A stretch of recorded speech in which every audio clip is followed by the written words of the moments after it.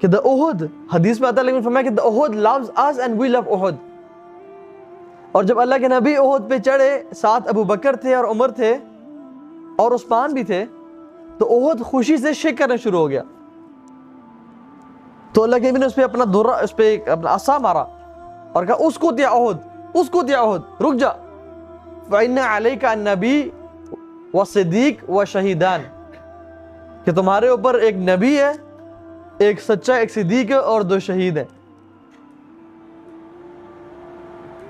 تو the Uhud loves the Prophet and every creature they know that he is Rasulullah صلی اللہ علیہ وسلم. آپ کو پتہ ہے اس ٹرنک کے بارے میں جو اللہ کے نبی کی مسجد میں تھا، جب اللہ کے نبی اپنا ممبر تھوڑا دور شفٹ کیا اور اس پہ ٹیک لگایا کرتے تھے، تو it started to cry and moan، اور اسے آوازیں آنی شروع ہو گئی رونے کی. تو اللہ کے نبی پاس گئے اور اس پہ ہاتھ رکھا. ایک کیمل تھا جو بہت زیادہ بلک رہا تھا، بہت زیادہ کریزی ہو رہا تھا. تو اللہ کے نبی اس کے پاس گئے تو اس نے کچھ کہا.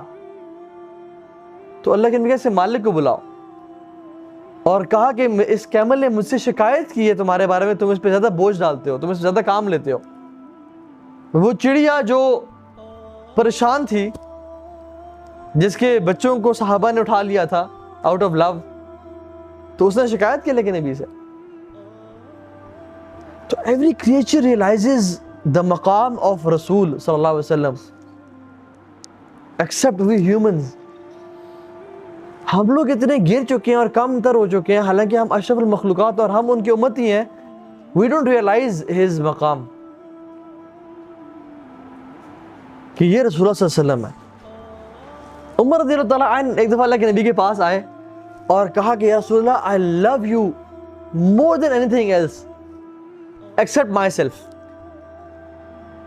میں اپنے نفس کے بعد سب سے زیادہ آپ سے محبت کرتا ہوں. تو اللہ they were true. ہماری طرح تو جھوٹے تو نہیں تھے کہ رسول اللہ سب سے زیادہ محبت کرتے ہیں اور جب اذان نماز کی باری آئے تو ہم سوئے رہتے ہیں، یا جب قربانی کی باری آئے تو ہم سے آنکھیں نہیں جھکتی، یا جب صدقہ دینے کی باری آئے تو ہم دیکھتے ہیں وہ کون سا کیش ہے، سب سے ٹوٹا ہوا کیش پڑا ہے یا سکے پڑے ہیں وہ دیتے ہیں. حالانکہ صحابہ they were opposite. وہ دیکھتے تھے کہ سب سے بہترین چیز کون سی ہے میرے پاس، وہ دیتے.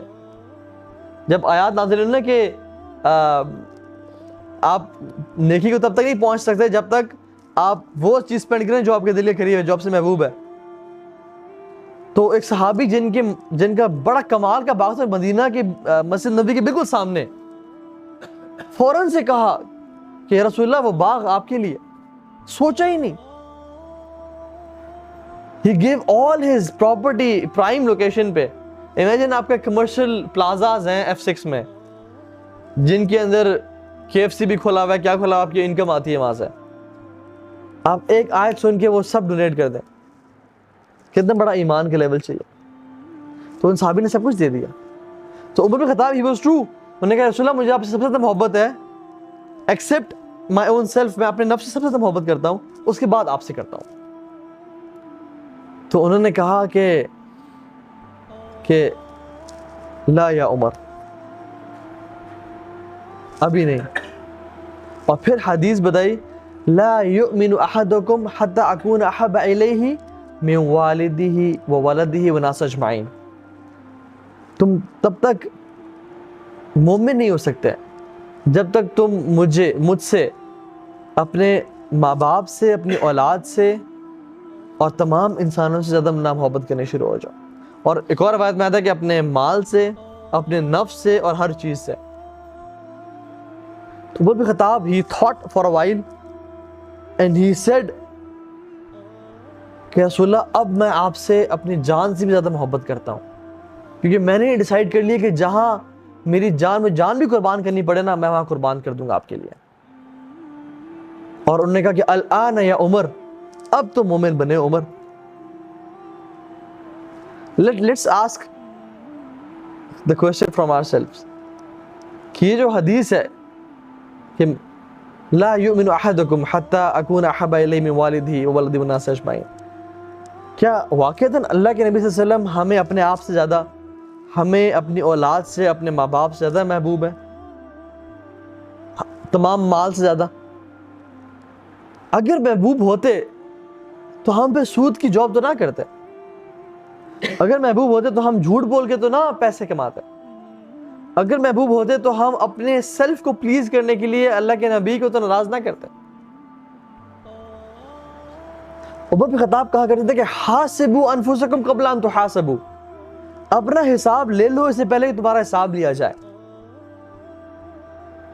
اور اپنا حساب کیا کرنا ہے ہم نے آج اس دنیا میں لینا ہے کہ یار واقعی میں am I lying to myself یا am I true to myself, کیا میں واقعی میں سچا مومن ہوں, کیا واقعی میں جب قیامت کے دن میں جاؤں گا مجھے اللہ کے نبی کی شفاعت ملے گی, کیا واقعی میں فطروں سے بچ رہا ہوں اور میں ایسے اعمال کر رہا ہوں جس سے اللہ کے نبی مجھے دیکھ کے کہیں گے well done اور تم میری شفاعت کے قابل ہو, یا میں ایسے اعمال کر رہا ہوں جو کہ اللہ کے نبی کو ان سے نفرت ہے اور اللہ کے نبی مجھے دیکھ کے منہ پھیر لیں گے, کیونکہ اگر قیامت کے دن اللہ کے نبی نے مجھے دیکھ کے منہ پھیر لیا تو میں تو برباد ہو گیا,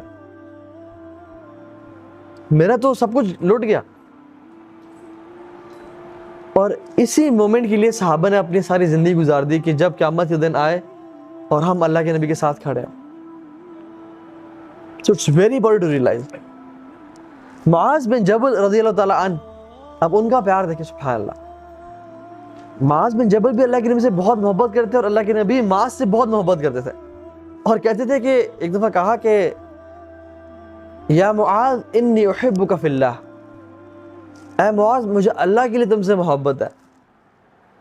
امیجن رسول اللہ صلی اللہ علیہ وسلم کسی شخص کو یہ کہہ رہے اور قریب بٹھا کے ہاتھ پکڑ کے یہ بولا, اور پھر کہا کہ ہر نماز کے بعد یہ دعا لازمی پڑھنا, رب اعنی علی ذکرک و شکرک و حسن عبادتک, یا اللہ میری مدد فرما کہ میں تیرا ذکر, تیرا شکر اور تیری عبادت بہترین طریقے سے کر سکوں.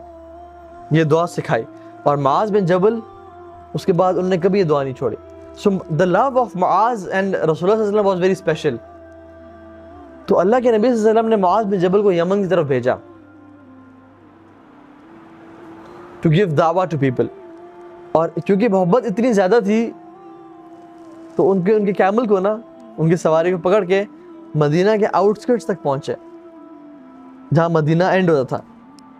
وہاں اب آج بھی ایک راؤنڈ اباؤٹ ہے اور وہاں پہ لکھا ہوا ہے باب المدینہ, جہاں پہ مدینہ کا گیٹ ہے.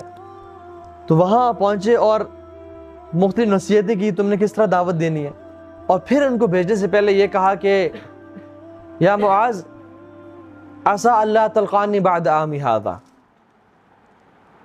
کہ ہو سکتا ہے کہ اس سال کے بعد ہماری کبھی ملاقات نہ ہو,